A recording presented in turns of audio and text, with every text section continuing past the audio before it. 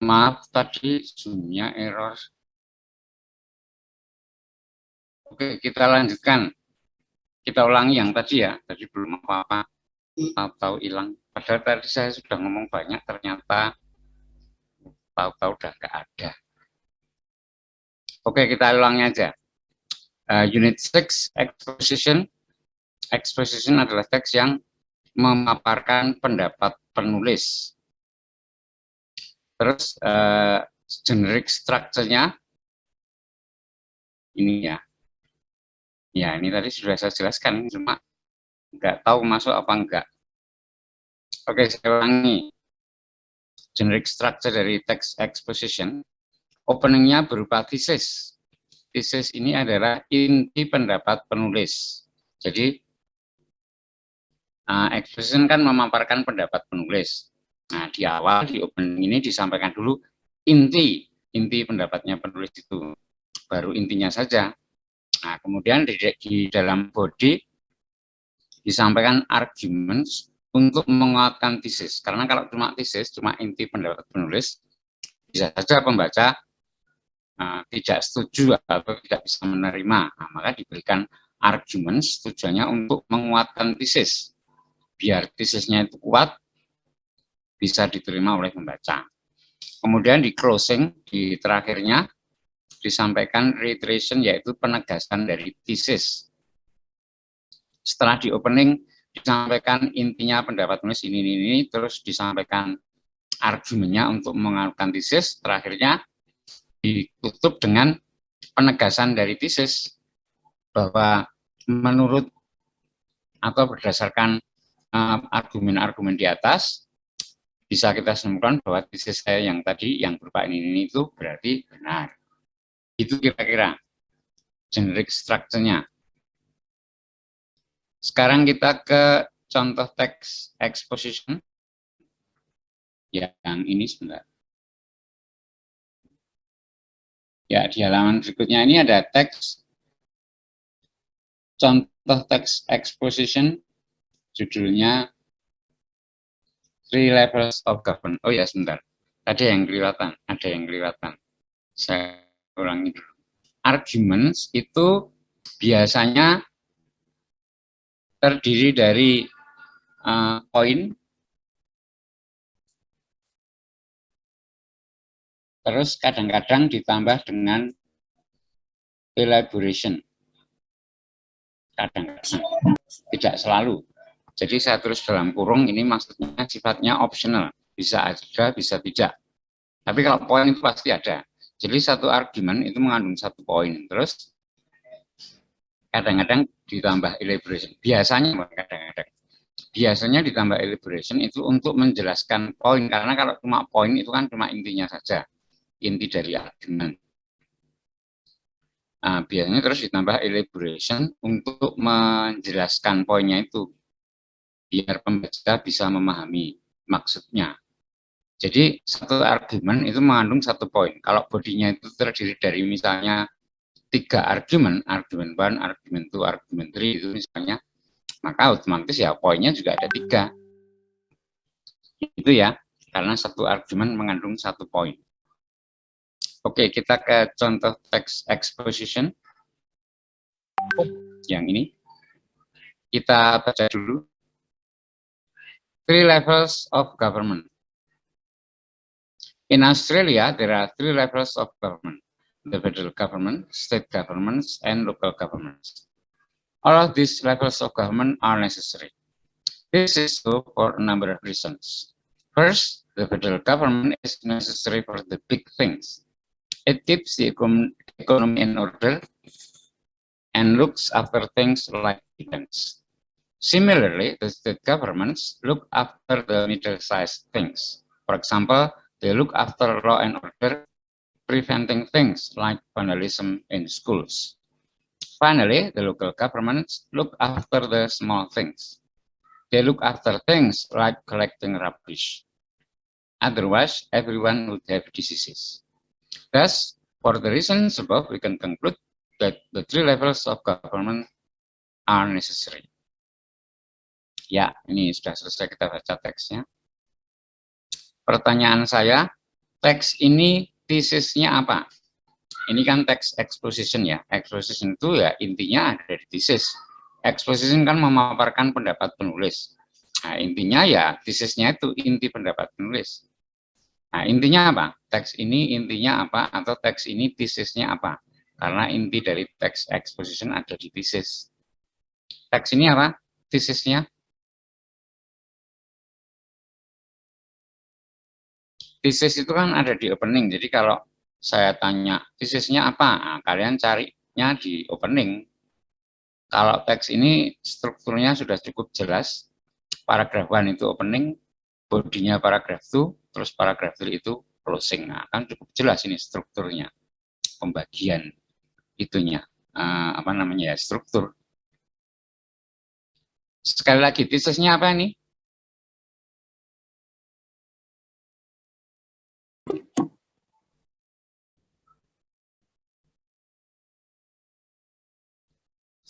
The levels, apa 3 tadi? The levels of government in Australia gitu.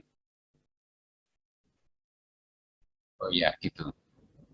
Ya, ya boleh sih. Tapi masih salah jawabannya kalau itu. Sekali lagi saya ingatkan, tesis itu kan inti pendapat penulis. Jadi kalau saya tanya tesisnya mana atau tesisnya apa, ya jawabannya harus berupa pendapat. Tesis itu inti pendapat penulis. So, kalau cuma penuh. Sama aja dapet yang tinggi kan. Penuh.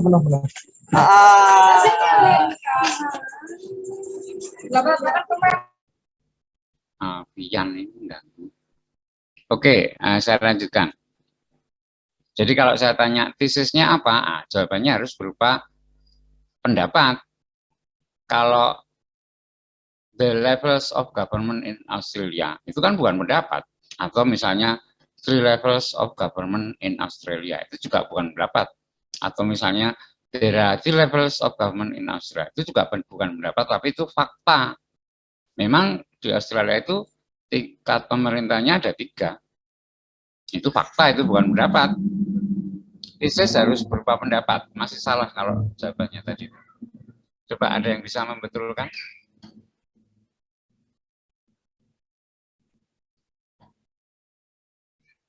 Laras nada doa ini biasanya pinter ya. Coba Laras bisa membetulkan? Laras nada doa, namanya aja bagus. Senang ya saya namanya ini, Laras nada doa. Apa, bisa membetulkan enggak, Laras? Sebentar Pak.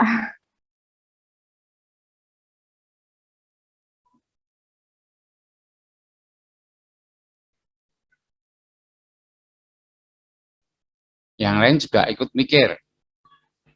Yang jelas, tesis itu ada di opening. Di sini berarti paragraf 1. Nyarinya di paragraf 1. Terus tesis itu harus berupa pendapat. Jadi kalau cuma levels of government in Australia itu fakta, belum pendapat. Kalau ya kalimat nomor 3 Pak. This is so for a number of reasons. Itu Dari penulis. bukan itu intinya. Teks Di ini kalimat kedua, Pak. kalimat kedua, all of this level of government are necessary. Ya, sebetulnya tesisnya ya ini kalimat kedua ini, tapi kalau disebut kayak gini ini kurang jelas ya. All of this level, semua tingkatan ini, nah ini tuh mana belum apa-apa tiba-tiba ini. Coba kata-katanya diganti, jangan kayak gini. Sebetulnya ini tesisnya kalimat kedua ini, tapi kata-katanya jangan sama persis dengan ini. Kalau sama persis kan ya nggak jelas jadinya. Semua tingkatan pemerintahan ini tuh mana? Belum apa-apa tiba-tiba ini. Coba. Berarti the federal government, state governments, and local governments are necessary.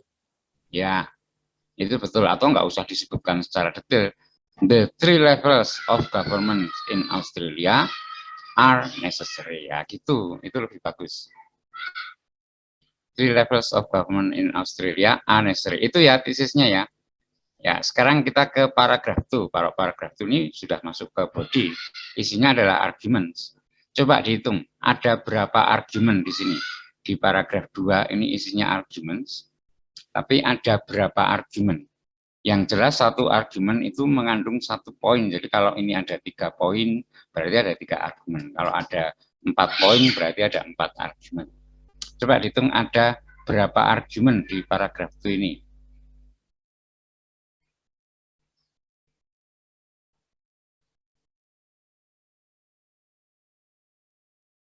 Sudah?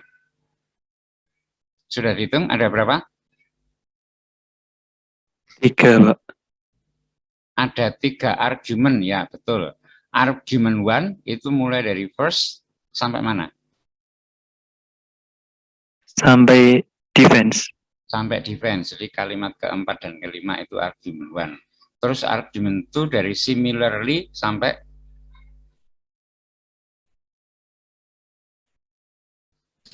schools. Sampai schools. Kalimat ke-6 dan ke-7 itu argumen 2. Berarti yang argumen 3 dari finally sampai diseases itu ya. Iya, betul. Sekarang satu argumen itu mengandung 1 poin. Kalau yang argumen 1, yang kalimat keempat dan kelima tadi, itu poinnya apa? Intinya apa? Inti dari argumen 1. Poinnya apa?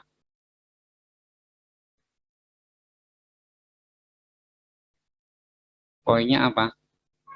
Argumen kalimat keempat dan kelima. Dari first sampai defense. Itu argumen 1. Poinnya apa? The federal government is necessary for the big things. Betul. Poinnya adalah the federal government is necessary for the big things.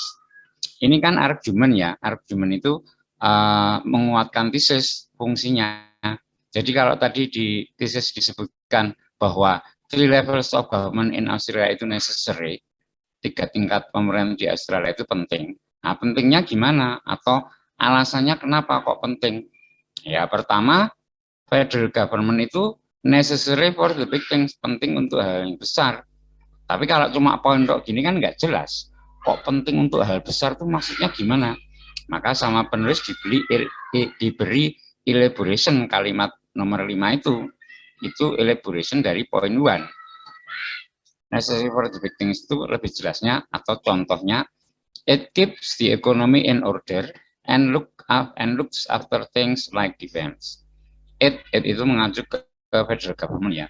Federal government itu keeps the economy in order, menjaga tata perekonomian, dan looks after itu mengurusi hal-hal seperti defense, pertahanan, atau kalau kita istilahnya pertahanan dan keamanan atau militer. Nah, yang ngurusin perekonomian terus ngurusin militer itu kan hal besar itu. Itu yang ngurusi adalah federal government. Itu argumen 1. Belum lengkap kan tadi 3 tingkat tesisnya kan 3 tingkat pemerintahan di Australia itu penting. Alasannya apa? Alasan yang pertama, federal government itu mengurusi hal yang besar. Itu argumen 1. Terus argumen 2 dari similarly sampai vandalism in school, kalimat ke-6 dan ke-7. Poinnya apa? Intinya apa? Governments look after the middle-sized things. Ya, the state governments look after the middle-sized things. Betul, ini poinnya, poin dari argumen 2. State government, pemerintah, state itu negara bagian. Pemerintah negara bagian mengurusi hal-hal yang berukuran sedang. Look after the middle-sized things, mengurusi hal-hal yang berukuran sedang. Itu poinnya. Tapi kalau cuma gitu kan ya nggak jelas. Kok mengurusi hal yang berukuran sedang itu maksudnya gimana? Nah, diberi elaborasi sama penulisnya. For example, contoh, they look after law and order. Mereka mengurusi hukum dan peraturan. Preventing things like vandalism in school. Mencegah hal-hal seperti vandalisme di sekolah. Vandalisme di sekolah itu bukan hal yang kecil, tapi itu bukan hal yang besar juga. Itu hal yang berukuran sedang. Nah, itu diurusi oleh ini state government tadi. Itu poin, itu argument 3. Argument 3 berarti poinnya the local governments look after the small things. Pemerintah lokal mengurusi hal-hal kecil. Ini poinnya. Terus yang berikutnya itu elaborasinya. They look after things like collecting rubbish. Mereka mengurusi hal-hal seperti mengoleksi sampah. Kok mengoleksi sampah ya? Masuk sampah kok dikoleksi, buat apa? Collecting rubbish, mengumpulkan sampah. Sampahnya itu dikumpulkan terus dibuang, itu bukan dikoleksi. Ngapain sampah dikoleksi? Mengumpulkan sampah. Otherwise, jika tidak demikian, everyone would have diseases. Setiap orang akan kena penyakit, gitu ya. Ya, itu tadi argument 1, argument 2, sama argument 3. Terakhir ini reiteration, penegasan dari thesis. Thus, for the reasons above, we can conclude that, jadi, karena alasan-alasan di atas, kita bisa simpulkan bahwa the three levels of government, 3 tingkat pemerintahan tersebut adalah penting, gitu. Ini kan sama kayak tesisnya tadi, maksudnya, cuma ini memang mengulangi tesis, menegaskan kembali. Jadi kalau di awal penulis menyebutkan bahwa 3 tingkat pemerintahan di Israel itu penting loh, nah, terus dia berikan argumen. Alasannya ini yang pertama, pemerintah federal itu mengurusi hal yang besar. Kalau pemerintah negara bagian mengurusi hal yang kurang sedang, nah, pemerintah lokal mengurusi hal yang kecil. Jadi dengan alasan-alasan tersebut bisa kita simpulkan bahwa nah, memang 3 tingkat pemerintahan itu penting, nah gitu ya. Ini menegaskan dari tesis. Closingnya, reiteration itu penegasan dari tesis. Gitu ya. Nah, ya oke, sudah teksnya, satu teks sudah kita bahas. Bawahnya pertanyaan-pertanyaannya nggak usah. Nah, ini diagram ya, ringkasan yang tadi itu inti-intinya sudah. Sekarang kita loncat ke ini aja. Nah, ini aja. Teks yang berikutnya, Activity Act. Ini ada teks lagi, tapi ini latihan ya, perintahnya complete the following text with proper conjunctions from the box. Nah, ini cuma mengisi titik dengan jawaban yang sudah ada di kotak. Nggak sulit ini. Oke, kita kerjakan bareng-bareng aja. Kita baca dulu. There is no one best way to deal with pests in agriculture. Pesticides are commonly used, but this may cause many problems. Combining different management operations is the most effective way to control pests. Terus number 1 apa ini? Firstly. Ya, firstly tentunya ya. Nah, saya tulis dulu. Firstly, gitu. Firstly, the chemical and pesticides may build up as residues in the environment. This reduces the quality of farm produce. Terus, number 2.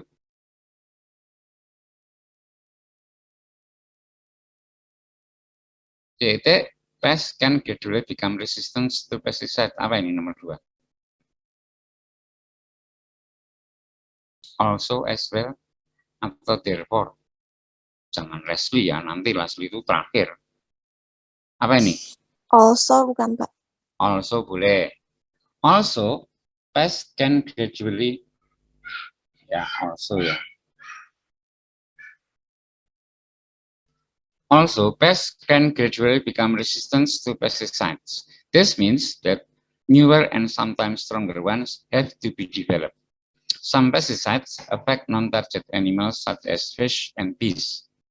This affects the natural balance. Terus number 3, they aiming to completely tinggal as well, lastly atau therefore.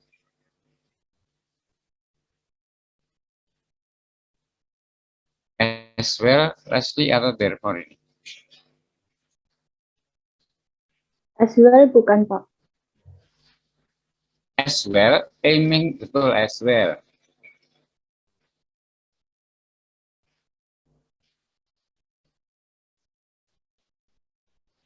As well, sebentar.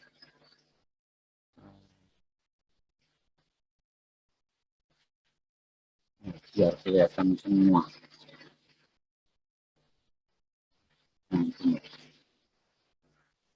As well, aiming to completely wipe out agricultural pests may be very expensive.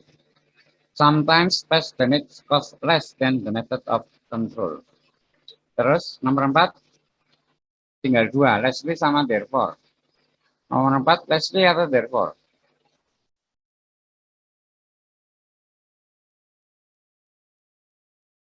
Leslie dulu atau therefore dulu ini? Bentar. Bentar, tempat saya hujan. Leslie bukan Pak. Bentar, tempat saya hujan, Pak. Nutupin itu dulu, berisik.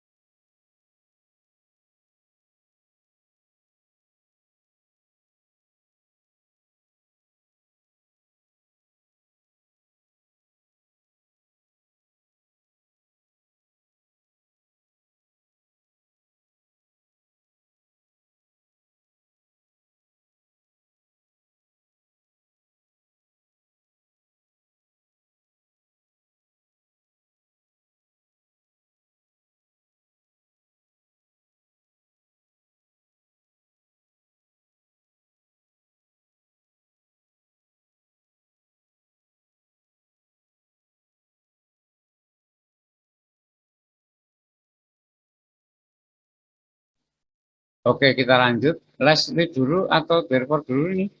Nomor 4. Leslie. Leslie Pak. Leslie ya. Ya, betul Leslie. Ini berarti argumen yang terakhir Leslie. Terakhir gitu. Leslie, understanding the ecology of the area has helped in pest control. Terus berarti nomor 5 yang therefore ya. Therefore, integrated pest management is a safe and more effective option in agriculture.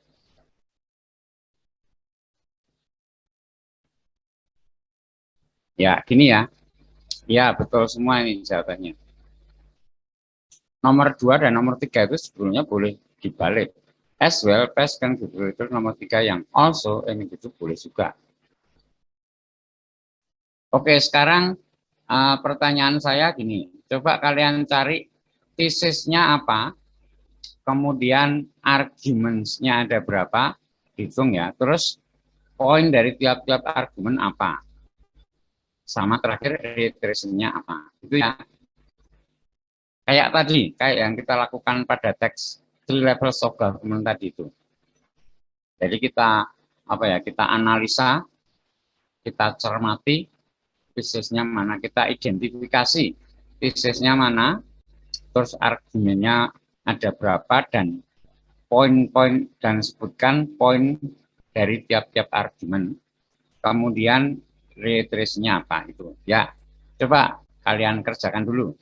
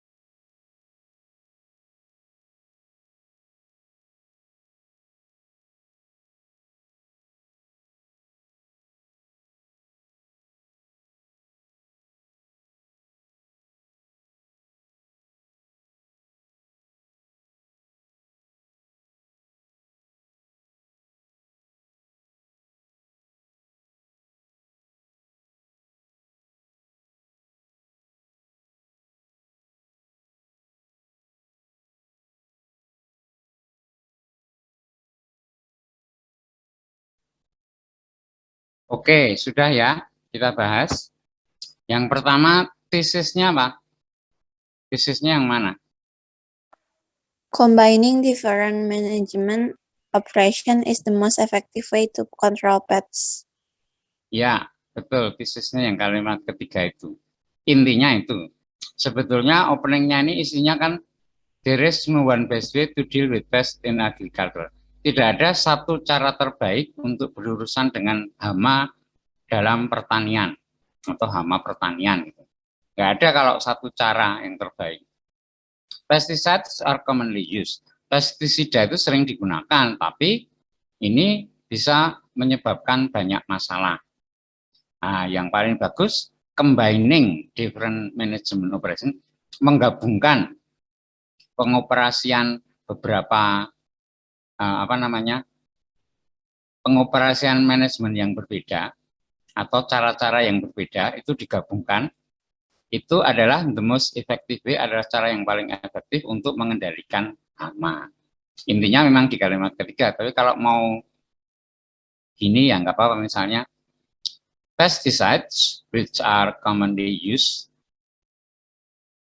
may cause many problems, and therefore combining different management operations is the most effective way to control pests. Misalnya gitu juga lebih bagus.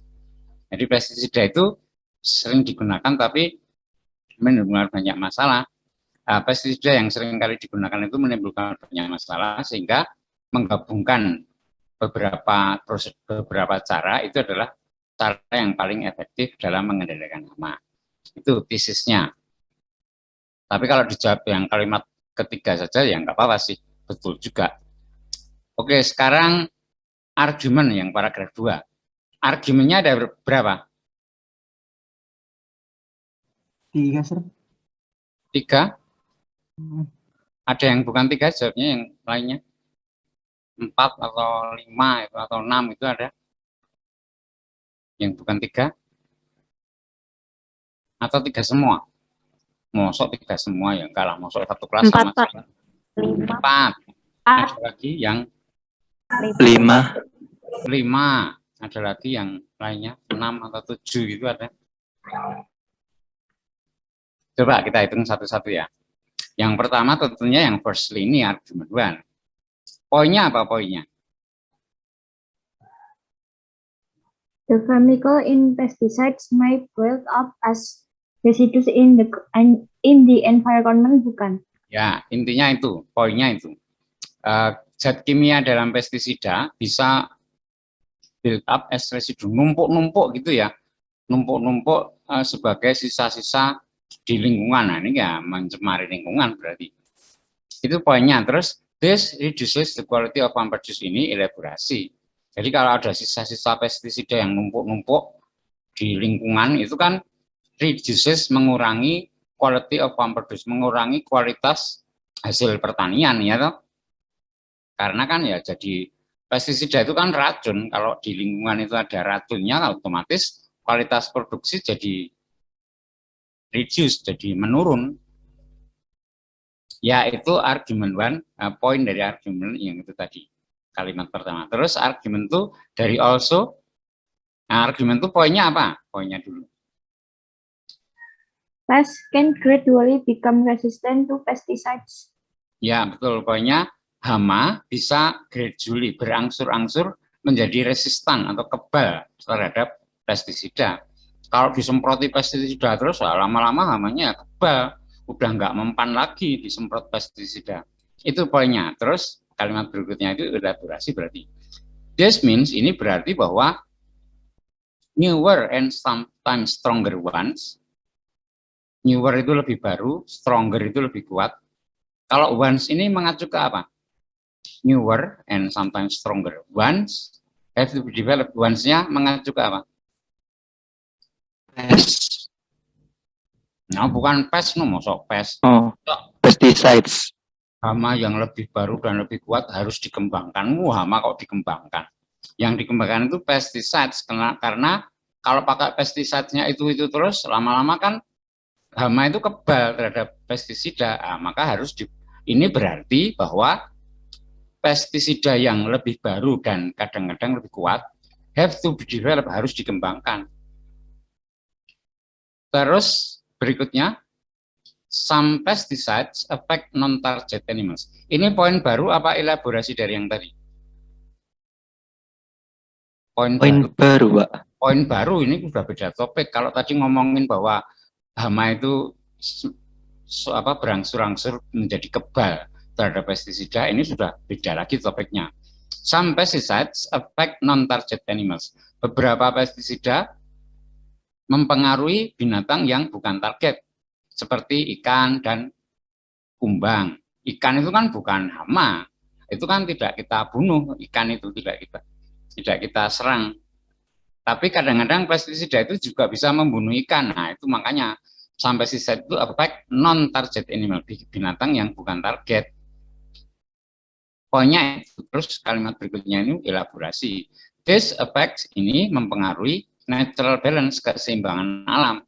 Harusnya di alam itu banyak kumbang, banyak ikan, tapi karena mati karena pestisida tadi terus mati. Nah, jadi keseimbangan alam jadi terganggu ya toh. Itu argument 3 tadi.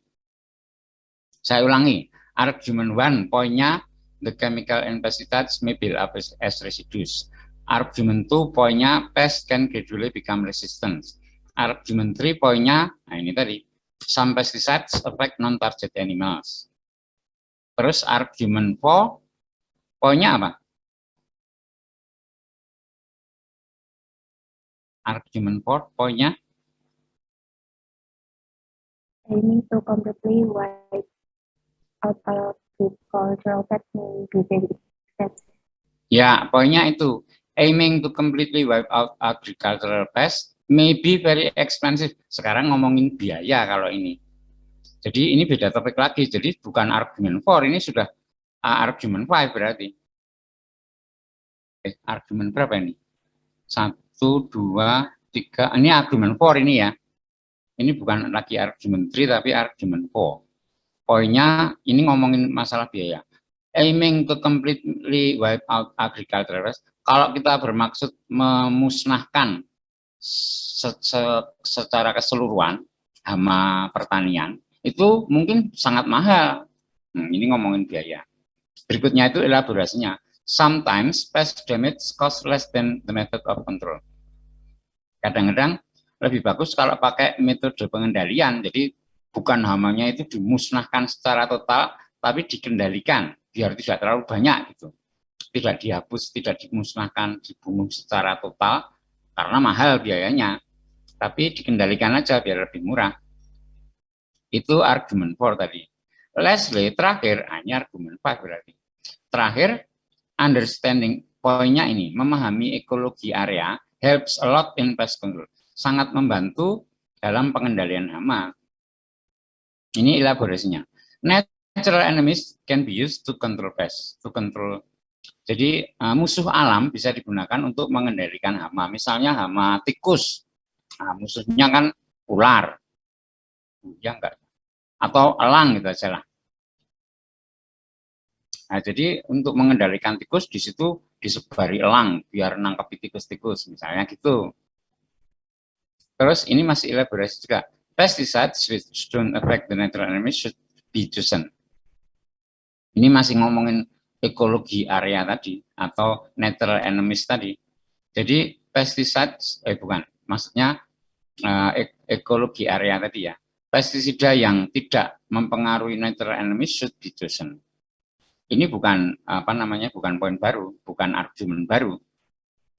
Jadi argumennya ada 5. Tadi kok ada yang jawab 3, ada yang 4. Salah, yang betul 5. Jadi mengidentifikasi argumen itu ya dilihat poinnya ini, terus ini elaborasi. Terus ini, ini kok poin baru, kok sudah beda topik, berarti ini poin baru. Ngitungnya gitu, jangan asal dilihat. Firstly, ini pertama, also ini kedua, as well ketiga, lastly keempat. Nah ya bisa salah kalau gitu. Yang ini conjunction ya. Firstly, also, as well, lastly, seperti itu conjunction. Conjunction itu memang bisa, kadang-kadang memang bisa membantu mengidentifikasi argumen kadang-kadang, tapi jangan hanya mengandalkan itu. Kalau cuma mengandalkan itu ya bisa salah, karena tadi ada satu argumen yang tidak diawali dengan conjunction. Tadi yang argument 3 tadi langsung some pesticides affect non-target element. Tapi ini pasti harus kita hitung argumen baru atau poin baru karena sudah beda topik dengan sebelumnya. Jadi sekali lagi ada 5 ya, ada 5 argumen. Oke, next, terakhir reiteration paragraf ini. Therefore, integrated pest management is a safe and more effective option in agri. Ini kan mengulangi tesisnya tadi, mengulangi opening tadi. Tadi disebutkan combining different management operation. Kalau ini integrated pest management, nah, kan sama. Integrated itu kan ya paduan, itu ya gabungan, itu kan ya sama maksudnya. Adalah a safe and more effective, cara yang lebih efektif dan aman dalam pertanian. Ya. Oke, sudah sampai di sini ada pertanyaan? Sudah kita analisa lagi satu teks. Ada pertanyaan?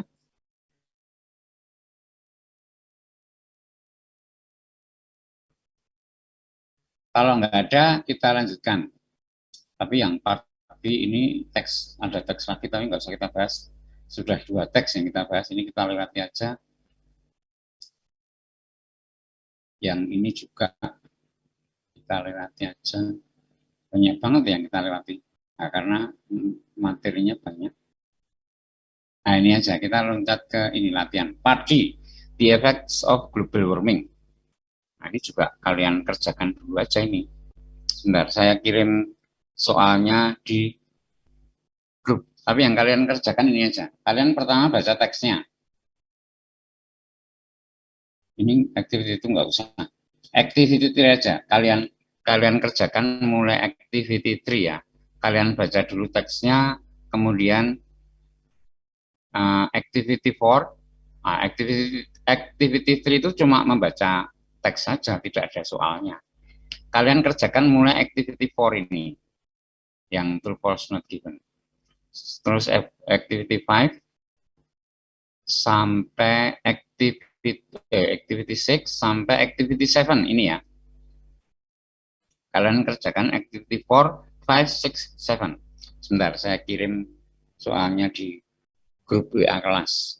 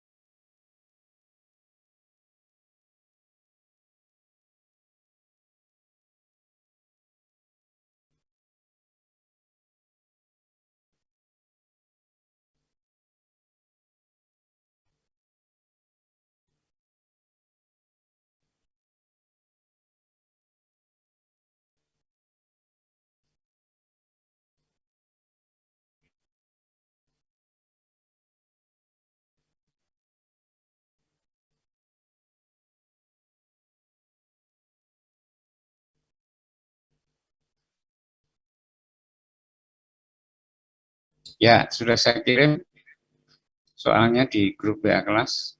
Silakan dikerjakan. Tapi ini waktunya tinggal sedikit ya. Kalau nanti kalian kerjakan misalnya 15 menit, ya terus waktunya habis. Ya sudah, untuk PR aja ya. Untuk PR tapi dikerjakan ya. Terus kita bahas minggu depan. Oh ya, sekalian saya tambah. Setelah itu kan terus lesson summary. Silahkan, saya kirimkan juga lesson summary-nya sebentar.